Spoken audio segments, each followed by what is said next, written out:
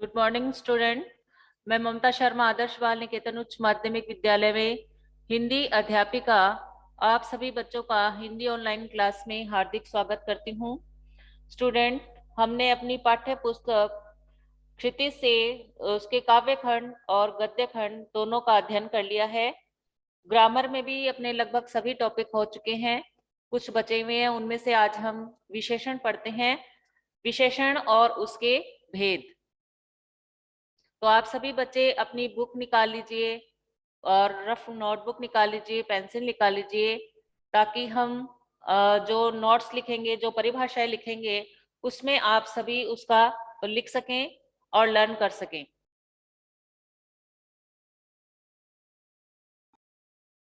विशेषण क्या होता है? विशेषण जो शब्द संज्ञा और सर्वनाम की विशेषता बताते हैं, उन्हें हम विशेषण कहते हैं। उसमें उसके गुण भी हो सकते हैं, उसके दोष भी होते हैं, और उसकी संख्या भी होती है और उसका परिणाम भी होती है। उन्हें हम क्या कहते हैं? विशेषण कहते हैं। लिखेंगे आप लोग, संज्ञा, विशेषण, विशेषण, संज्ञा। सभी बच्चे लिखेंगे संज्ञा अथवा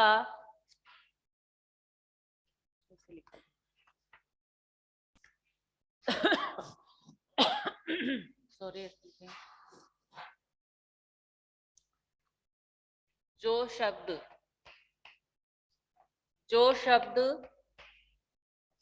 संज्ञा, जो शब्द संज्ञा अथवा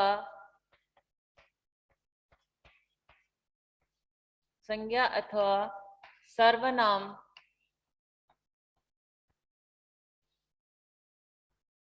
शब्दों की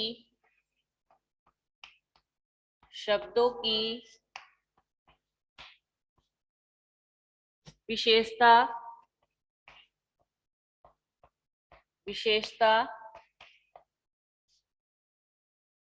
उसमें आप लिख लीजिए उसके गुण, दोष, संख्या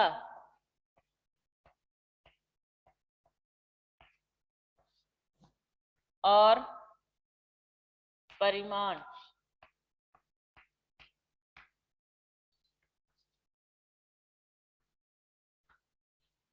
आदि का बोध कराते हैं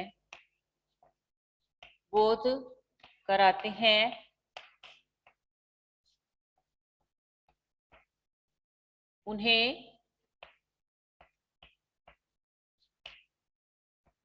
विशेषण कहते हैं। उन्हें विशेषण कहते हैं।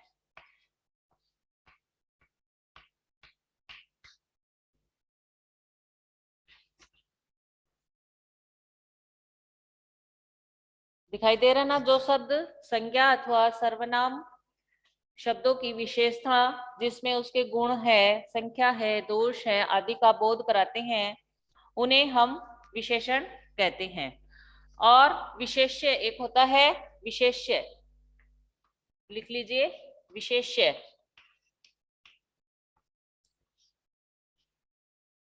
विशेष्य विशेषण शब्द विशेषण शब्द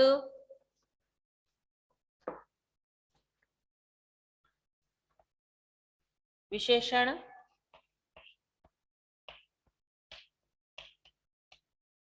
विशेषण शब्द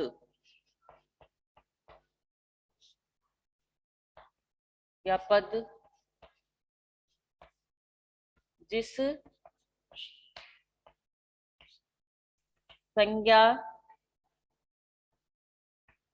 या सर्वनाम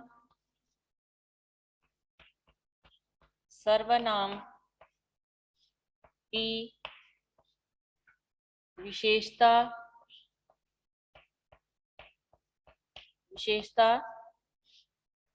बतलाता है, बतलाता है उसे विशेष्य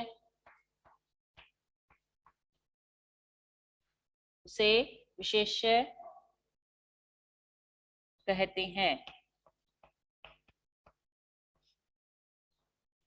विशेष्य कहते हैं।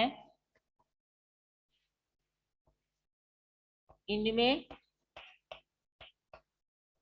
जो संज्ञा शब्द होते हैं उनकी विशेषता बताई जाती है। इस ये भी लिख लो, इनमें संज्ञा शब्दों की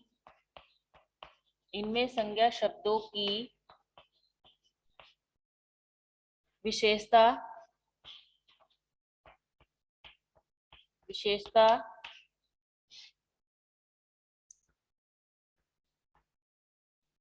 बतलाई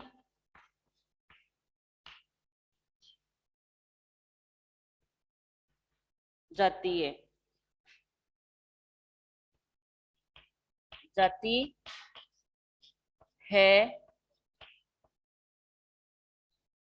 जैसे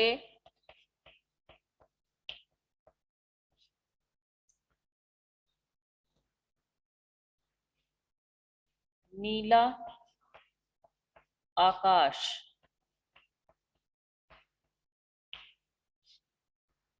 छोटी लड़की,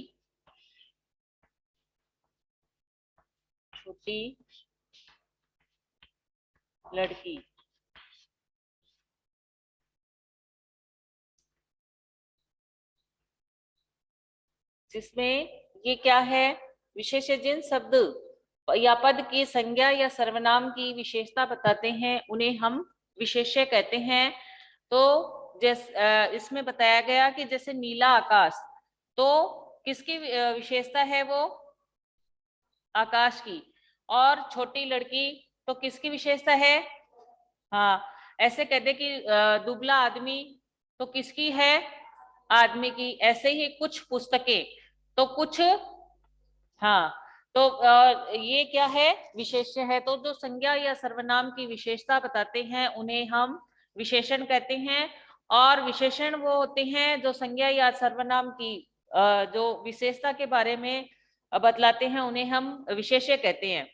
विशेषण के आप लोगों के 4 भेद दिए गए हैं, वैसे 5 भेद होते हैं। तो विशेषण के भेद लिखिए। विशेषण के 4 भेद होते हैं। आप लिखेंगे विशेषण के 4 भेद होते हैं। विशेषण के 4 भेद होते हैं। इसको रफ कर दूं क्या, लिख लिया क्या, ऊपर का रफ कर दो। नहीं, ये लिख लो चाहे आप, लिख लिया क्या, ठीक है।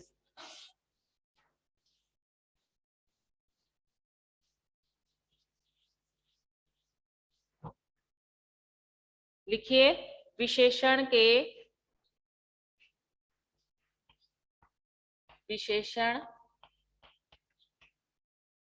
के 4 भेद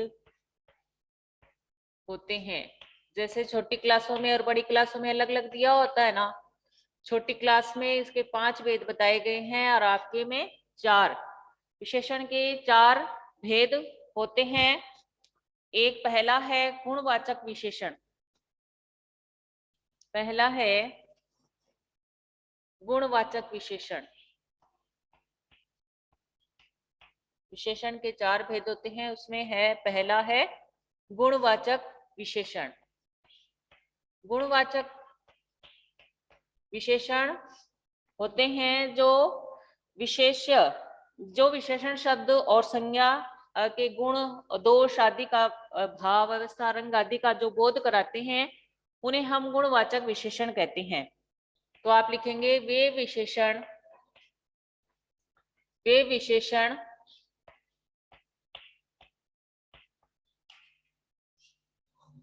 शब्द जो संज्ञा अथवा सर्वनाम संज्ञा अथवा सर्वनाम के गुण दोष, उसमें गुण भी हो सकते हैं, उसके दोष भी हो सकते हैं। भाव, अवस्था,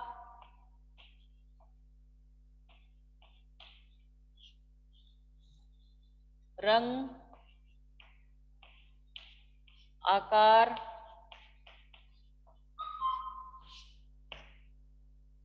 आदि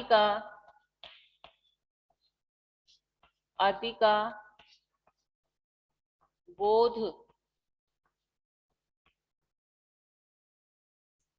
कराते हैं,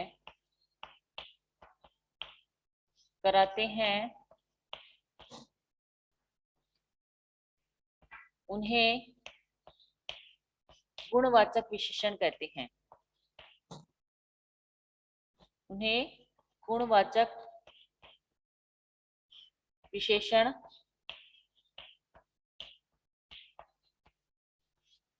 कहते हैं। जैसे अब ये कह रहा है कि इसमें गुणवाचक विशेषण के कि वे विशेषण शब्द जो संज्ञा और सर्वनाम की विशेषता के गुण, दोष, भाव, अवस्था, रंग, आकार आदि का बोध कराते हैं, उन्हें गुणवाचक विशेषण कहते हैं। तो ये कहते कि वह उदाहरण जैसे लिखेंगे, जैसे वह मोटा लड़का है, कि वह, इसमें किसका पता लग रहा है हमें? उसका गुण है या दोष है? यह इसका दोष है कि वह लड़का तो है लेकिन कैसा है? वो मोटा है। और ऐसे ही हम उसके गुण, ये तो वो हो गया अपना गुण का। दूसरा लिखे दोष, ये तो दोष हो गया उसका। और गुण के बारे में लिखे हम तो रमेश सच्चा बालक है। रमेश सच्चा बालक है। तो ये उसकी क्या विशेषता हो गई रमेश की, कि वह बालक है लेकिन कैसा है? वो सच्चा है। यानी ये उसका क्या हो गया? ये उसका गुण हो गया। ये गुण हो गया ना उसका, तो ये क्या होगा? गुणवाचक विशेषण हो गया होगा। ऐसे ही अब हम और करें, जैसे भाव बताया है, तो इसके आगे लिखो, ये रफ कर दूं क्या? ऊपर का लिख लिया क्या सभी ने? इधर से हर्षिता लिख लिया क्या? Harshita yes ma'am. लिख रहे हो ना बेटा साथ में? पवन, गर्वित, यस मैम। लिख लिया क्या? रफ कर दूं? Yes ma'am. Yes ma'am.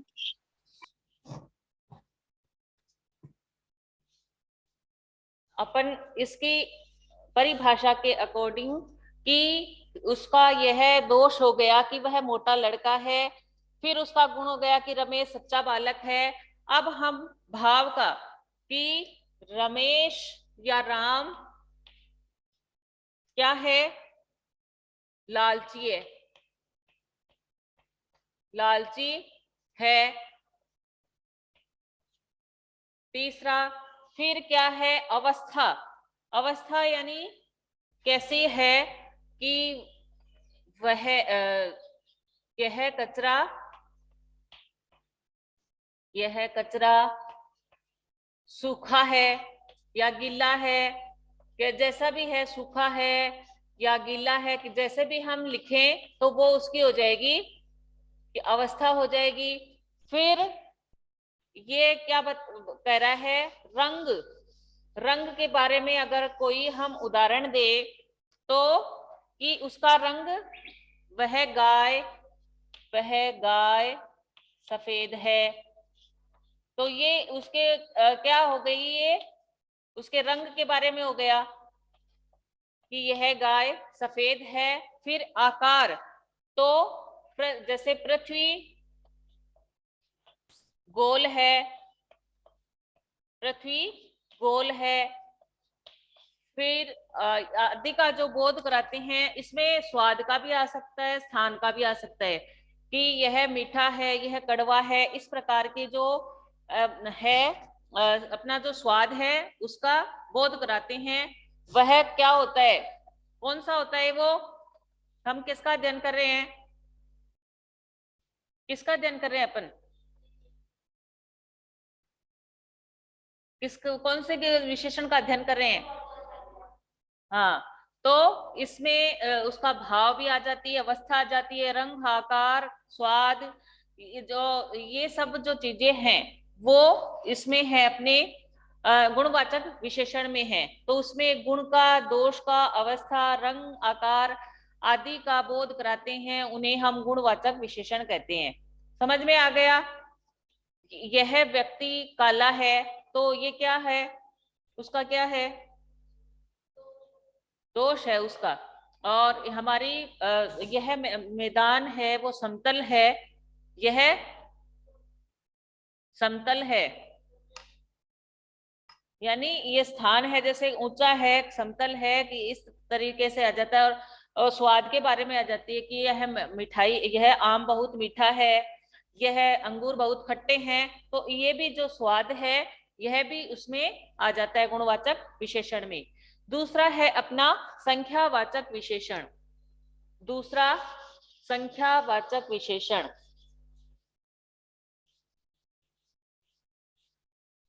दूसरा है अपना संख्यावाचक विशेषण।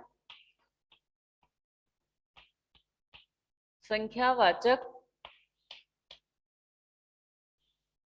विशेषण, इसमें संख्यावाचक विशेषण होती है, इसमें भी, इसके भी दो भेद होते हैं, निश्चित संख्यावाचक विशेषण और अनिश्चित संख्यावाचक विशेषण। तो निश्चित संख्यावाचक विशेषण में क्या होता है, जो किसी निश्चित संख्या का बोध कराए, वे विशेषण शब्द जो संज्ञा और सर्वनाम की किसी निश्चित संख्या का बोध कराते हैं, उन्हें हम निश्चित संख्यावाचक विशेषण कहते हैं। और अनिश्चित जो विशेषण, वे शब्द, विशेषण शब्द जो संज्ञा और सर्वनाम की अनिश्चित संख्या, जिसकी कोई निश्चित संख्या नहीं हो, उसका बोध कराए, हम उन्हें अनिश्चित संख्यावाचक विशेषण कहते हैं। जैसे निश्चित में करेंगे कि यहाँ इस कमरे में 4 पंखे लगे हैं, यहाँ 10 कुर्सियां हैं, यहाँ एक एसी लगी हुई है, किसी भी यहाँ पर 10 विद्यार्थी बैठे हुए हैं, तो एक निश्चित संख्या का पता हमें चलता है, वो निश्चित संख्यावाचक विशेषण होता है। और अनिश्चित कि कुछ बच्चे खेल रहे हैं, अब संख्या में वो कितने हैं, 5 है, 10 है, 15 है, उसका हमें कोई बोध नहीं है। कुछ लोग आ रहे हैं, वहां पर कुछ महिलाएं खड़ी है, कितनी महिलाएं खड़ी है उसका हमें बोध नहीं है। कुछ में वो 2 भी हो सकती है, 10 भी हो सकती है, 20 भी हो सकती है और 50 भी हो सकती है। तो ये अनिश्चित संख्यावाचक विशेषण है। संख्यावाचक विशेषण की परिभाषा लिखेंगे पहले हम। वे विशेषण, वे विशेषण लिखेंगे सभी। वे विशेषण शब्द, शब्द जो संज्ञा अथवा सर्वनाम, संज्ञा अथवा सर्वनाम की संख्या का बोध कराते हैं, बोध कराते हैं,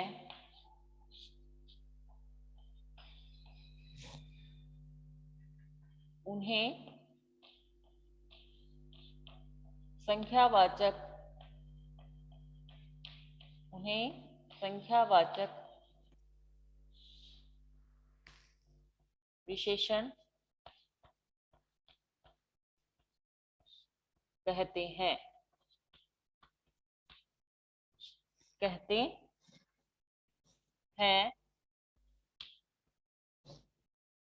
जैसे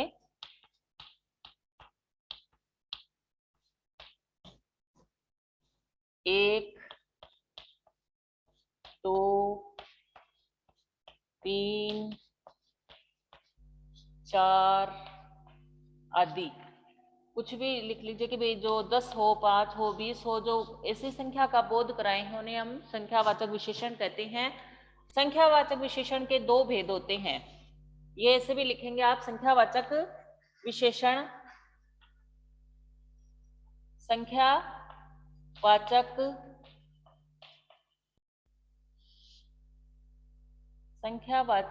विशेषण, संख्यावाचक विशेषण के दो भेद होते हैं, दो भेद होते हैं।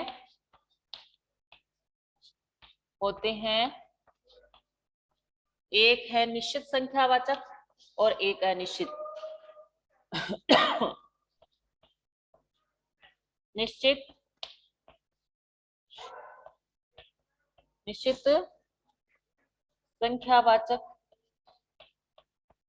संख्यावाचक विशेषण।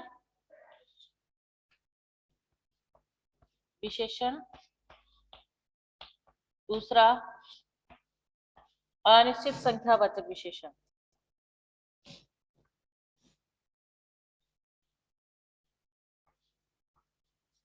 अनिश्चित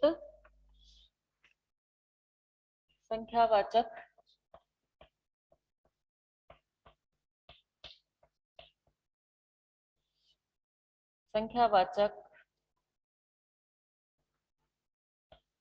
विशेषण।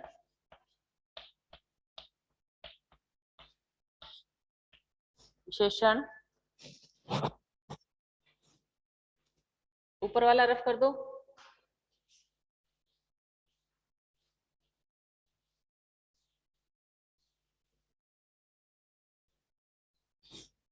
निश्चित संख्यावाचक विशेषण में क्या होता है, पहले डेफिनेशन लिखेंगे निश्चित की।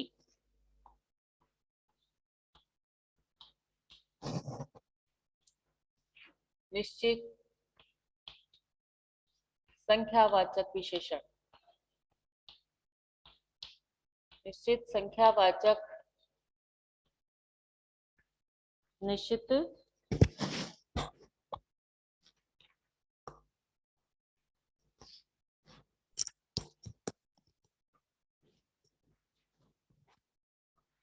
निश्चित संख्यावाचक विशेषण। निश्चित संख्यावाचक में अभी मैंने क्या बताया था, वे विशेषण जिन विशेषण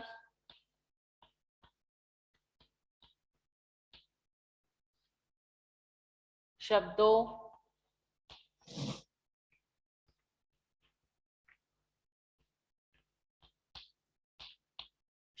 से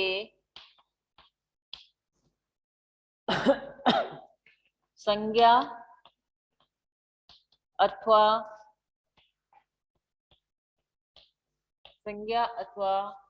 सर्वनाम,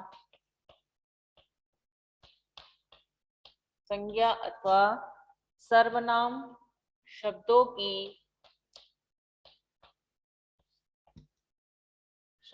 की निश्चित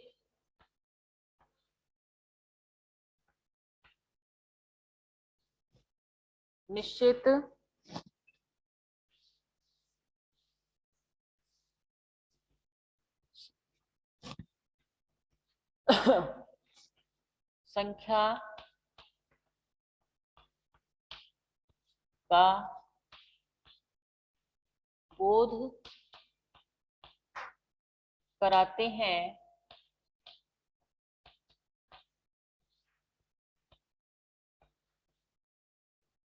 उन्हें निश्चित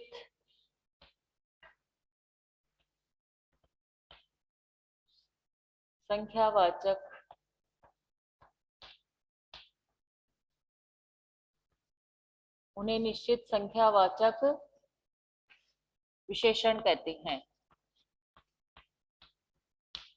विशेषण कहते हैं। जैसे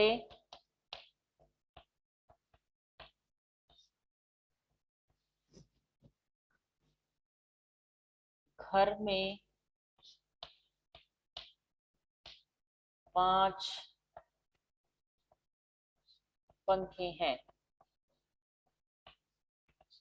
5 पंखे हैं और मैं 10 दिन बाद आऊंगा। मैं 10 दिन बाद आऊंगा। इसमें एक निश्चित बता दिया है कि मैं 10 दिन बाद में आऊंगा, तो उसे निश्चितता हो गई कि भाई 10 दिन पहले तो आ ही नहीं सकता वो, तो इसे हम निश्चित संख्यावाचक विशेषण कहते हैं। इसी का उल्टा हो जाएगा, अनिश्चित है वो। विशिष्ट संख्यावाचक विशेषण में जिन विशेषण शब्दों से संज्ञा अथवा सर्वनाम शब्दों की निश्चित संख्या का बोध कराते हैं उन्हें हम निश्चित संख्यावाचक विशेषण कहते हैं। और जैसे घर में 5 पंखे हैं, मैं 10 दिन बाद में आऊंगा, तो इन सब में हमें एक निश्चित स्थिति का पता लग गया है कि हमारे घर में 5 पंखे हैं, हमारे घर में 10 कुर्सियां हैं, हमारे में 5 टेबल हैं। तो जो भी निश्चित संख्या होती है वो निश्चित संख्यावाचक विशेषण में आता है। इसी का उल्टा हो जाएगा अनिश्चित संख्यावाचक विशेषण। इसी को कर दूं मैं आगे लगा के, अनिश्चित संख्यावाचक विशेषण, इसके आगे अनिश्चित लगा लो। अनिश्चित संख्यावाचक जिन विशेषण शब्दों से संज्ञा अथवा सर्वनाम शब्दों की निश्चित संख्या का बोध नहीं होता है, का बोध नहीं होता है, उन्हें अनिश्चित, उन्हें ए लगा लो बस इसके आगे, अनिश्चित संख्यावाचक विशेषण कहते हैं।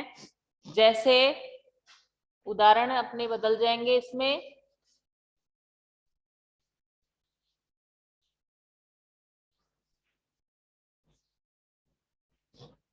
जैसे यहाँ कुछ आदमी खड़े हैं, यहाँ कुछ आदमी खड़े हैं और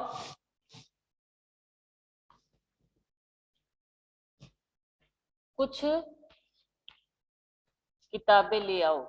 कुछ किताबें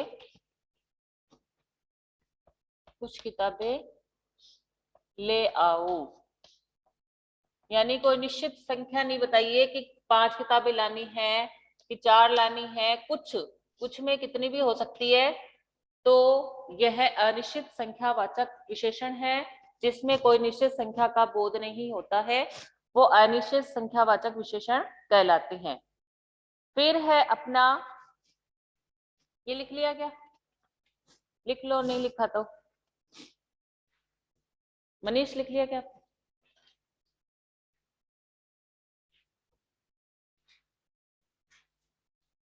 नेक्स्ट रफ कर दो इसको, परिणाम वाचक।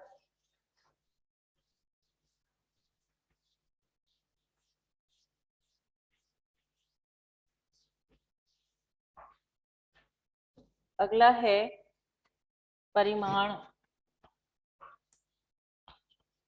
परिमाणवाचक, परिमाणवाचक विशेषण।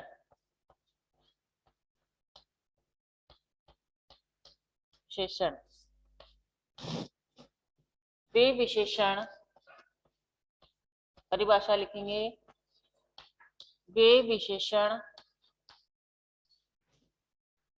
शब्द, वे विशेषण शब्द जिनमें,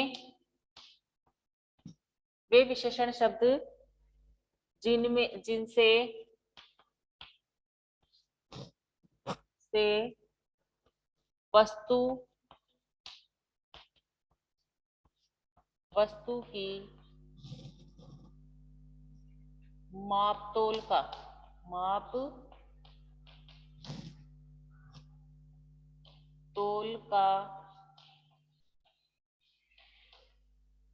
पता चलता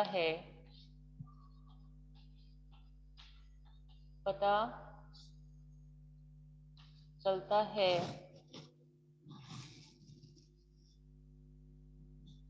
वह परिमाण वाचक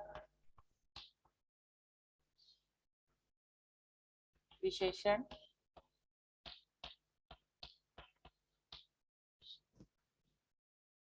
कहलाते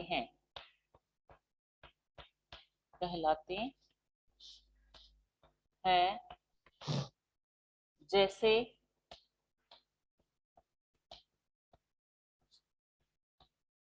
2 लीटर 2 मीटर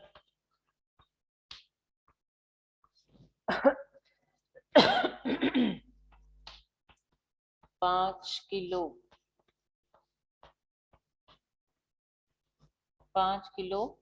आदि।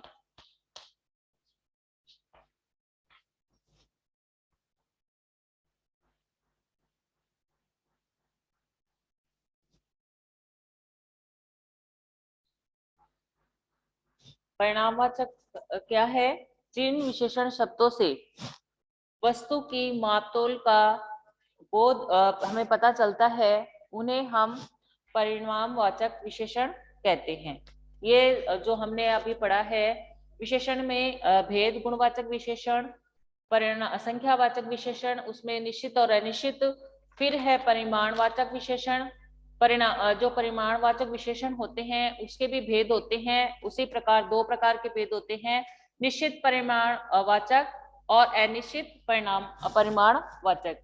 क्योंकि हमारी क्लास का टाइम है वो ओवर हो गया है, इसलिए हम जो अपनी शेष बचा हुआ जो भाग है, जो पार्ट है विशेषण के, उसका कल अध्ययन करेंगे। आज हमने जितना अध्ययन किया है कल मैं उसकी दोहराऊंगी, सभी आप लोगों से पूछूंगी, पहले उसकी डेफिनेशन, उसके उदाहरण सहित आप मुझे बताएंगे, फिर हम आगे का अध्ययन करेंगे।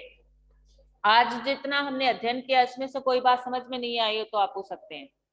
समझ में आ गया? ठीक है बेटा, thank you, have a nice day.